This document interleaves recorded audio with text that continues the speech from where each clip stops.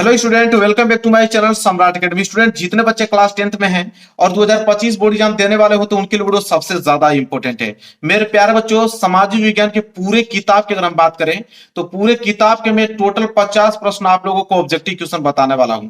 अगर ये 50 प्रश्न अगर आपको तैयार है, गारंटी है मेरा कि 20 में 20 ऑब्जेक्टिव क्वेश्चन पूरा का पूरा करके आओगे। एक क्वेश्चन आप लोगों को ऑब्जेक्टिव में छूटने वाला नहीं है।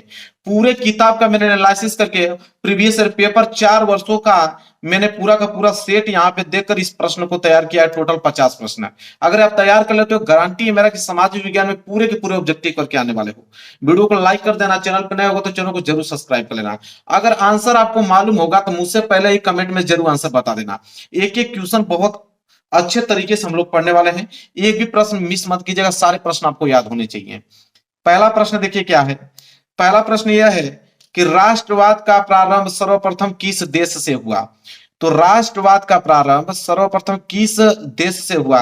जर्मनी है, इटली है, फ्रांस है, इंग्लैंड है। चार ऑप्शन दिया है, इसमें से कौन सा राइट आंसर होगा मेरे प्यारे बच्चों। अगर आपको मालूम है तो जल्दी से कमेंट करके बताइए क्या होगा राइट आंसर। मैं आपको थोड़ा समय देता हूं। तो राष्ट्रवाद का प्रारंभ सर्वप्रथम किस देश से हुआ। फ्रांस देश से।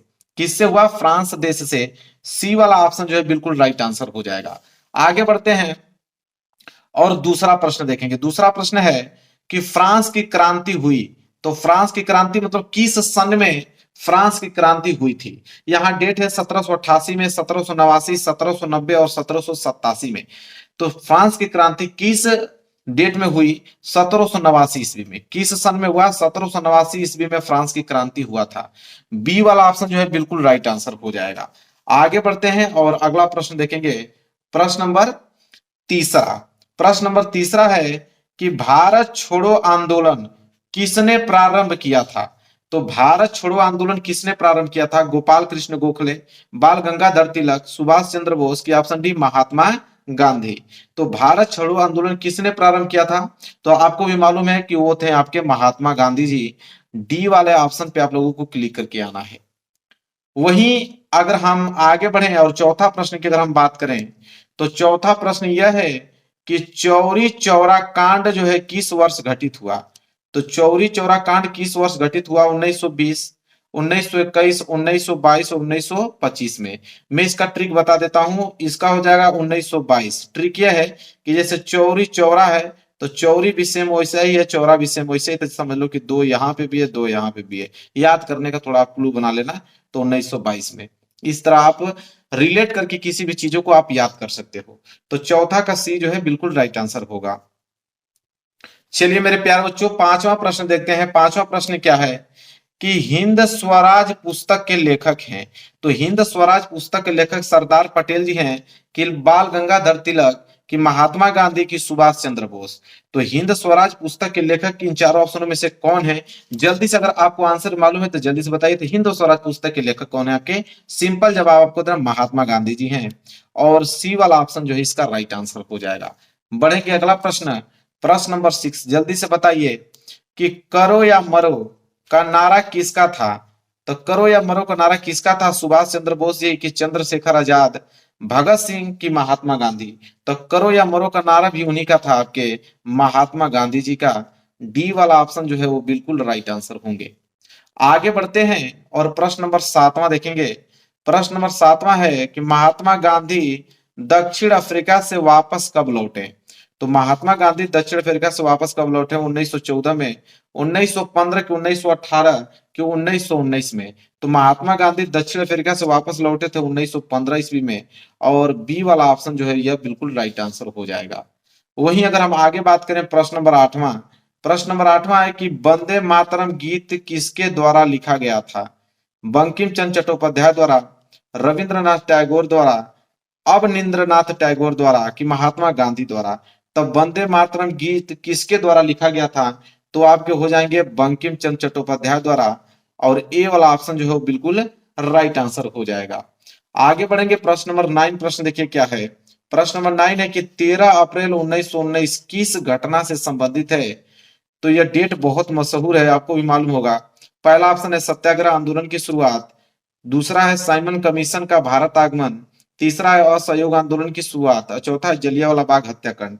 तो 13 अप्रैल 1919 जो है किस घटना से संबंधित है, इसको कोई भूल नहीं सकता, जलियांवाला बाग हत्याकांड से संबंधित है।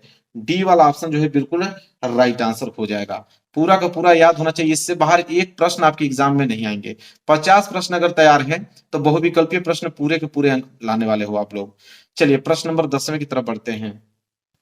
चलिए वही बात करें अगर हम प्रश्न नंबर 10वां, तो प्रश्न नंबर 10वां यह है कि महामंदी का प्रारंभ किस वर्ष हुआ, मतलब किस वर्ष पूरी की पूरी महामंदी हुई थी।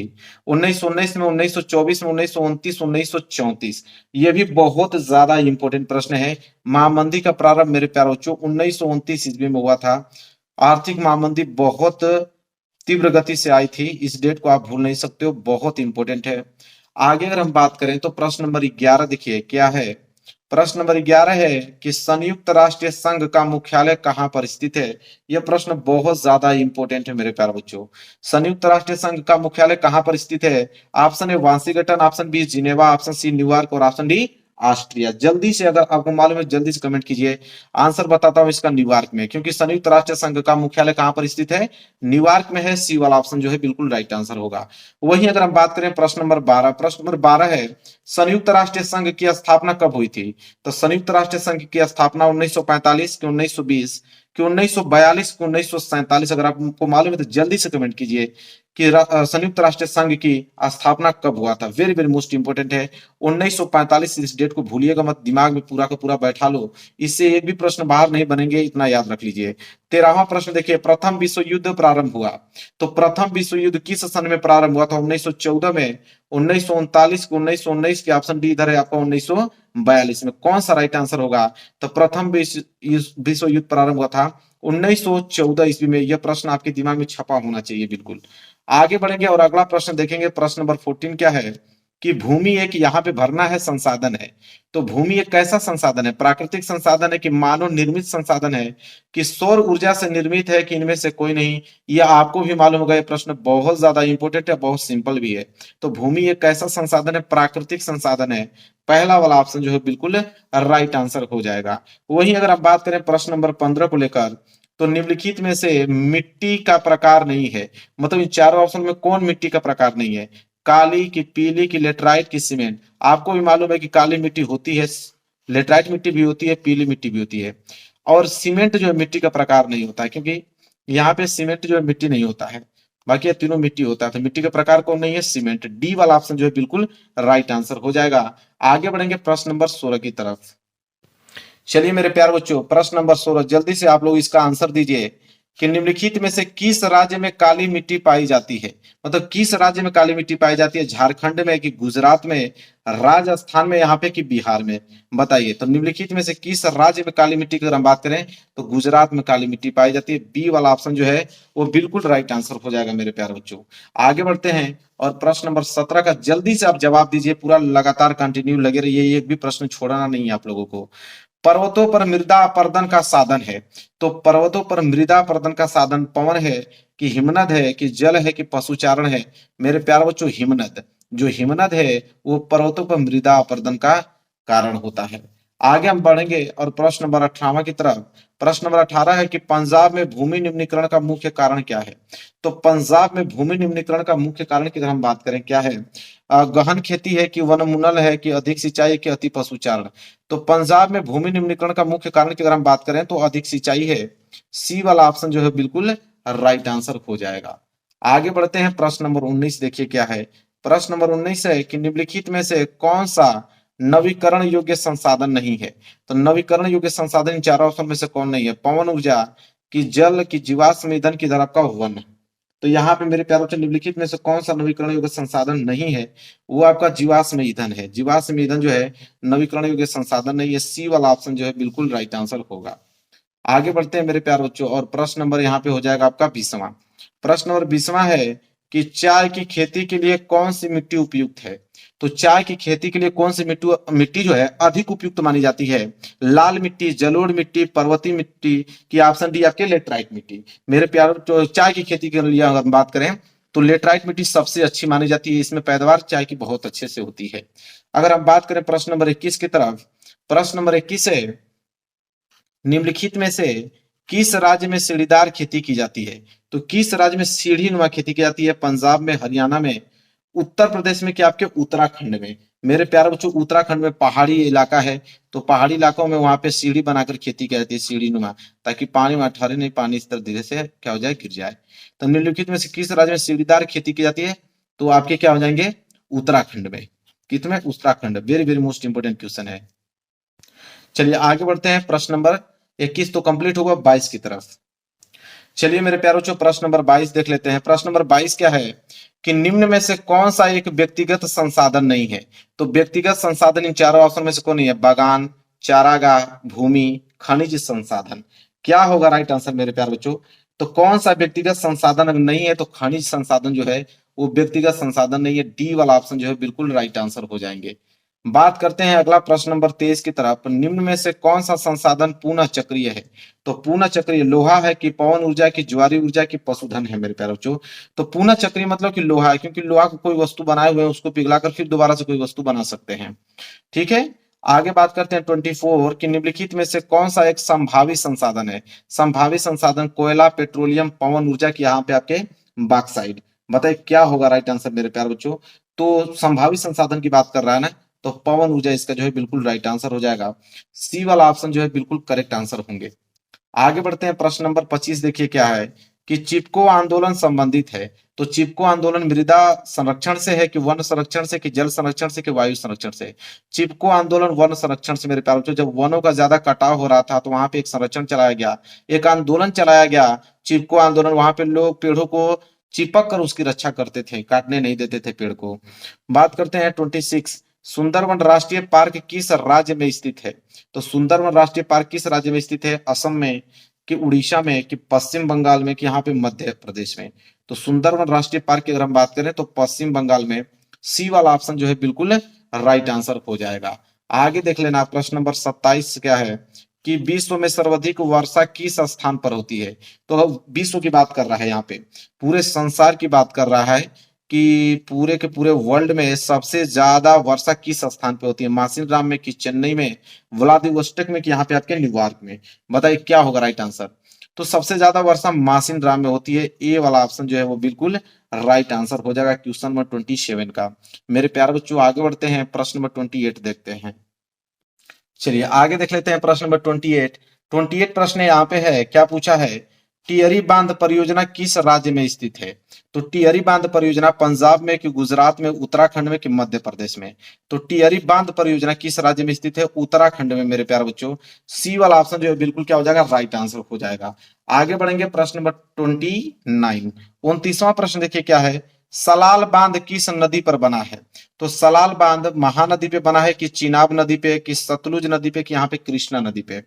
तो सलाल बांध किस नदी पर बना है? तो चिनाब नदी पर बना है। बी वाला ऑप्शन जो है वो बिल्कुल राइट आंसर हो जाएगा। आगे अगर हम बढ़ेंगे, प्रश्न नंबर 30वां देखिए क्या है। 30वां है कि इनमें से कौन सी रबी फसल है? मतलब रबी की फसल इन चारों ऑप्शनों में से कौन है? चावल है कि मोटे अनाज की, चना, चना में भी वो भी काला चना, इसके बाद कपास। तो अगर रबी की फसल की हम बात करें तो चना है, चना में क्या है, काला चना। सी वाला ऑप्शन जो है बिल्कुल राइट आंसर होगा। वहीं अगर हम बात करेंगे प्रश्न नंबर 31 कि इनमें से कौन सी एक फलीदार फसल है? तो फलीदार कौन फसल है? दालें हैं कि मोटे अनाज की, ज्वार, तिल कि यहाँ पे सिर्फ तिल? बताइए क्या राइट आंसर है? तो फलीदार फसल के अंतर्गत दालें आ जाती हैं। क्या आ जाता है? दाल। ए वाला ऑप्शन जो है बिल्कुल राइट आंसर हो जाएगा। आगे बढ़ेंगे, वहीं अगर हम देखें 32 प्रश्न, तो निम्नलिखित में से कौन सी एक रेशेदार फसल है? तो रेशेनुमा फसल कौन सी है? जूट, कॉफी, जौ की रबर? आपको मालूम है कि जूट में ज्यादा से ज्यादा रेशा होता है, रेशेदार फसल जूट है मेरे प्यारे बच्चों। ये वाला ऑप्शन जो है बिल्कुल राइट आंसर हो जाएगा। वहीं अगर हम बात करें तो प्रश्न नंबर 33वां 33, निम्न में से कौन सी रोपड़ फसल है? तो रोपड़ फसल के अंतर्गत कौन सी फसल आती है? गेहूं की, चना की, गन्ना की, यहाँ पे मूंगफली? आपको भी मालूम है रोपड़ फसल के अंतर्गत गन्ना आता है। क्या आता है? गन्ना। सी वाला ऑप्शन जो है बिल्कुल राइट आंसर हो जाएगा मेरे प्यारे बच्चों। आगे बढ़ेंगे, अगला प्रश्न देखेंगे, प्रश्न नंबर 34। चलिए आगे देख लेते हैं प्रश्न नंबर 34। 34वां प्रश्न क्या है कि झरिया प्रसिद्ध है। तो झरिया प्रसिद्ध किसके लिए? लौह अयस्क के लिए। कोयला के लिए, कि तांबा के लिए, कि यहाँ पे बॉक्साइट के लिए? तो झरिया प्रसिद्ध है मेरे प्यारों, जो किसके लिए झरिया प्रसिद्ध है? आप आंसर देना, कोयले के लिए। कोयले के लिए झरिया प्रसिद्ध है। प्रश्न बहुत ज्यादा इंपॉर्टेंट है। इंपॉर्टेंट की अगर हम बात करें तो 50 प्रश्न इंपॉर्टेंट है। 50 प्रश्न अगर आपको तैयार है, आंख बंद करके भरोसा कर सकते हैं मेरे ऊपर, जाके आप बिल्कुल साइंस, सोशल साइंस का पेपर दीजिए, पूरे के पूरे ऑब्जेक्टिव क्वेश्चन करके आओगे। प्रश्न नंबर 35 देखिए क्या है। निम्नलिखित में से कौन सा परंपरागत ऊर्जा स्रोत है? तो परंपरागत ऊर्जा स्रोत कौन है? कोयला है, पेट्रोलियम है, सौर ऊर्जा है, प्राकृतिक गैस है। तो परंपरागत ऊर्जा स्रोत की अगर बात कर रहा है तो यहाँ पे सौर ऊर्जा जो है बिल्कुल राइट आंसर होगा, सी वाला ऑप्शन।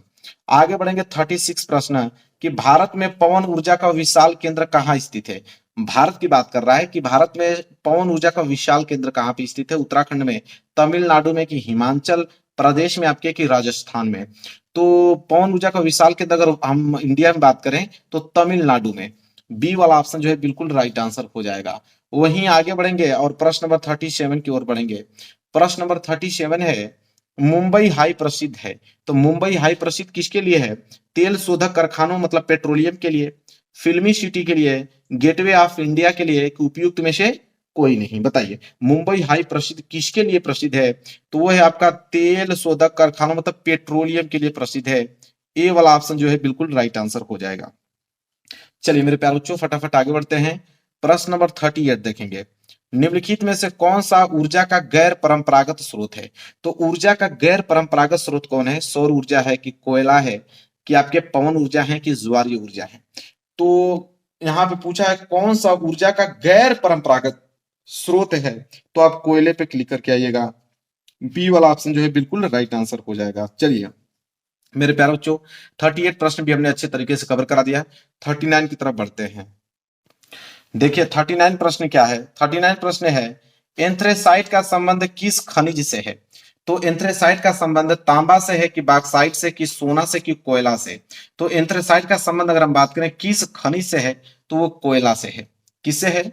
आपके कोयला से है। कहाँ कोयला? ऑप्शन डी दिख रहा है, बिल्कुल कोयला से। डी वाला ऑप्शन जो है बिल्कुल राइट आंसर हो जाएगा।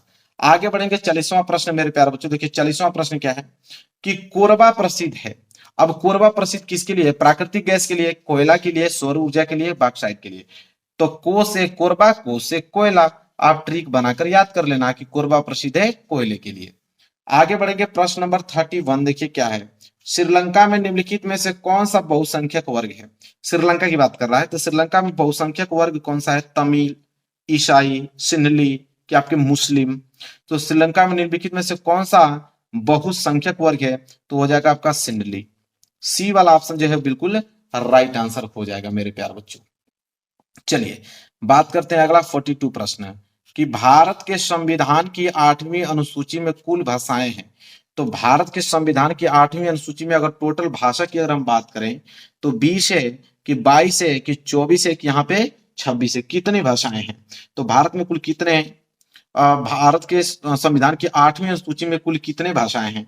तो टोटल भाषाओं की अगर हम बात करें तो 22 भाषाएं हैं। इस बात को आप याद रखना, यह प्रश्न बहुत ज्यादा आईएमपी है मेरे प्यारे बच्चों। ठीक है, आगे बढ़ते हैं। प्रश्न नंबर 43 देखिए क्या 43 प्रश्न है, कि भारत में पंचायती राज की स्थापना हुई थी।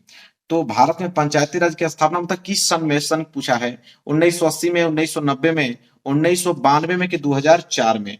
तो भारत में पंचायती राज की स्थापना हुआ मेरे प्यारे बच्चों 1992 ईस्वी में।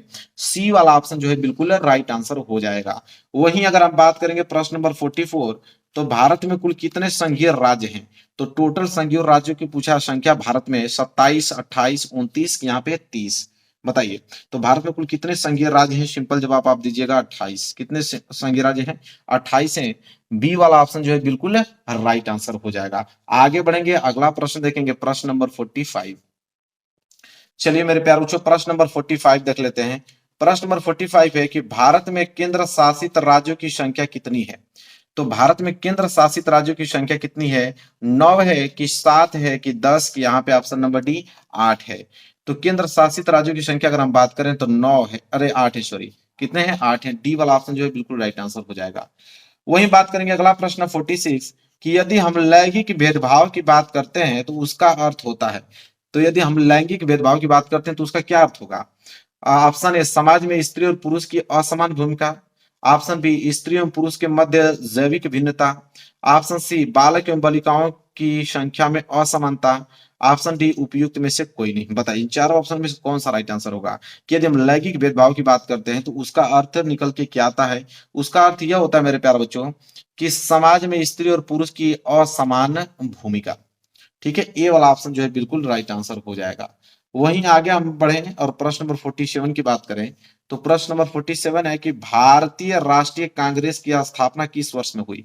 तो भारतीय राष्ट्रीय कांग्रेस की स्थापना 1885 में कि 1920, 1945 के 1880 में। बताइए तो भारतीय राष्ट्रीय कांग्रेस की स्थापना किस वर्ष में हुआ। आप सिंपल जवाब दोगे 1885 ईस्वी में हुआ था। ए वाला ऑप्शन जो है बिल्कुल राइट आंसर हो जाएगा मेरे प्यारे बच्चों। आगे अगर हम बात करें प्रश्न नंबर 48 कि भारत में मताधिकार की आयु क्या है। मतलब भारत में आप कितने एज के रहोगे तो आप मत दे सकते हो, वोट दे सकते हो। 21 वर्ष की, 20 वर्ष की, 25 वर्ष की, 18 वर्ष। तो भारत में मताधिकार की आयु जो है वो 18 वर्ष। अगर उम्र आपका 18 वर्ष है तो आप वोट दे सकते हो। आगे बात करेंगे प्रश्न नंबर 49 कि लोकतांत्रिक शासन व्यवस्था अन्य व्यवस्थाओं से अच्छी है क्योंकि यह सभी नागरिकों में समानता को बढ़ावा देती है, कि व्यक्ति की गरिमा को बढ़ावा देती है, कि ए और बी दोनों, और एक ऑप्शन पीछे छिपा हुआ है। चार ऑप्शन है, मतलब डी वाला ऑप्शन है उपयुक्त में से कोई नहीं। तो मेरे प्यारों अगर हम बात करें तो लोकतांत्रिक शासन व्यवस्था अन्य व्यवस्थाओं से अच्छी है क्योंकि यहाँ पे जो है सी वाला ऑप्शन सही होगा, क्योंकि यहाँ पे दोनों ऑप्शन सही है। ए वाला भी सही है क्योंकि सभी नागरिकों में समानता को बढ़ावा देता है और सभी व्यक्ति की गरिमा को भी बढ़ावा देता है। इसलिए इस प्रश्न का राइट आंसर होगा सी वाला, मतलब ए और बी दोनों सही है इस क्वेश्चन का आंसर। चलिए मेरे प्यारे बच्चों आज की वीडियो का लास्ट प्रश्न देखते हैं, प्रश्न नंबर 50। निम्नलिखित में से किस एक देश को छोड़कर हर जगह तानाशाही पर लोकतंत्र को प्राथमिकता दी जाती है। तो वो कौन सा एक देश को छोड़कर हर जगह तानाशाही पर लोकतंत्र को प्राथमिकता दी जाती है। वो देश भारत है, पाकिस्तान है, नेपाल है कि श्रीलंका है। मेरे प्यारे बच्चों वो देश क्या है, भारत। अरे सॉरी, भारत कह रहा हूं, पाकिस्तान। निम्नलिखित में से किस एक देश को छोड़कर हर जगह तानाशाही लोकतंत्र को प्राथमिकता दी जाती है। तो पाकिस्तान को छोड़कर मेरे प्यारे बच्चों। तो यहाँ पे देखा है आपने कि 50 प्रश्न मैंने बताया। अगर 50 प्रश्न आप तैयार कर लेते हो, पूरे किताब का आईएमपी प्रश्न है, इससे बाहर आपकी एग्जाम में नहीं जाएगा मेरे प्यारे बच्चों। आराम से बढ़िया से इसको तैयारी आप कर लेना और वीडियो को लाइक कर देना। चैनल पर नए हो तो चैनल को जरूर सब्सक्राइब कर लेना। और चलिए मिलेंगे नेक्स्ट वीडियो में, तब तक के लिए धन्यवाद।